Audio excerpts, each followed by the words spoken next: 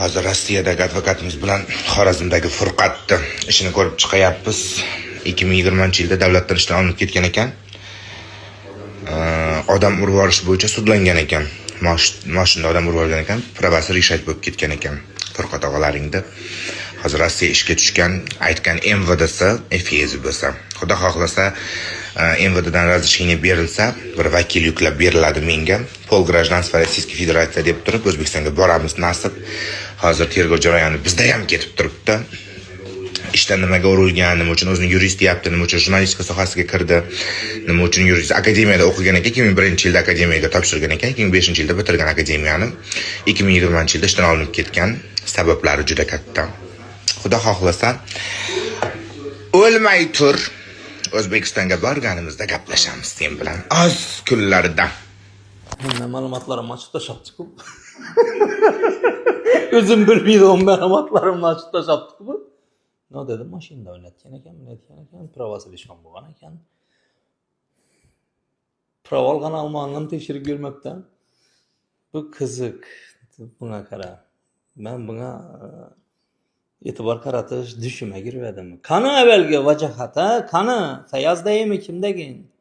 MVD keyin kimni сопровождение qiladi? Fayaznimi, Nazaninimi? MVD pismosunda сопровождает гражданинку deydimi yoki или гражданина deymi? Mana shu yeri qiziqda. Chunki Turkiyada Jasmin Transni qamoqqa olsalar, erkaklarni turmasına tashlabdilar degan xabarni berdilar. Lekin u Jasmin çünkü Muzaffar Rahimov ya o'zgarmay qolgan ekan. Bu Nazanin ham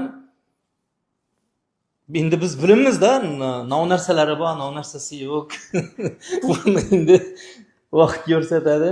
Lekin gördingmi qonun seni nishatdi? Qana berdi vajahatla qana. Ko'tingni tozalab yurgin, ko'tingga do'ng qilaman, do'ng qilib. Har og'zimdan chiqib yotgan shalaq so'zlar qana. Yerda sen o'ylab turibsan, internetda o'tirib hamma narsani gaplayveraman debmi? Bu internet har bir narsani gaplashish uchun yaralmaymi bu? Ana shuning uchun qonun bor. Jinoyat kodeksining 141-3-moddasini o'qitdilarmi sana? O'qigansan o'xshaydi. So'kishlar yo'q-ku. Chunki og'irlashib borayotir-da, kundan-kun har xil so'kish ishlar desang og'irlashib borayotir. To'g'ri aytib tursan.